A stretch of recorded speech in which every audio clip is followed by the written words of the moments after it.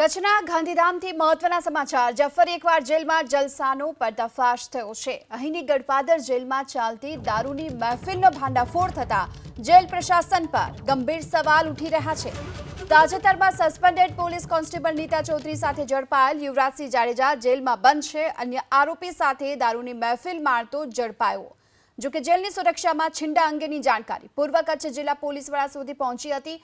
પૂર્વ કચ્છ એસીપીએ Gandhidham A B division, Adipur police, LCB, એસઓજીને સંયુક્ત કાર્યવાહી કરવા માટેના આદેશ આપ્યા, જેના પગલે પોલીસે જેલમાં દરોડા પાડ્યા અને આ સમયે આરોપીઓ દારૂની મહેફિલ માણતા ઝડપાયા। દારૂની બોટલ, મોબાઈલ પણ પોલીસે જપ્ત કરી જેલમાં સર્ચ ઓપરેશન હાથ ધરતા જેલની છત પરથી બિનવારસુ હાલતમાં પડેલા 50,000 રૂપિયા પણ પોલીસને હાથ લાગ્યા। દારૂની મહેફિલમાં ભચાઉના રીઢા બુટલેગર યુવરાજસિંહ જાડેજા, જયંતિ ભાનુશાળી હત્યા કેસનો આરોપી સુરજીત પરદેશી, ગાંધીધામનો રીઢો બુટલેગર મનોજ ઉર્ફે પકાડો માતંગ, હત્યા, આર્મ્સ એક્ટ, જીવલેણ હુમલા સહિતના 12 ગંભીર ગુનાનો આરોપી હિતેન્દ્ર ઝાલા, 19 ગંભીર ગુનામાં સંડોવાયેલ રજાક ઉર્ફે સોપારી દાઉદ ચાવડા, ચિરઈનો કુખ્યાત બુટલેગર શિવભદ્ર જાડેજા પણ સામેલ હતા।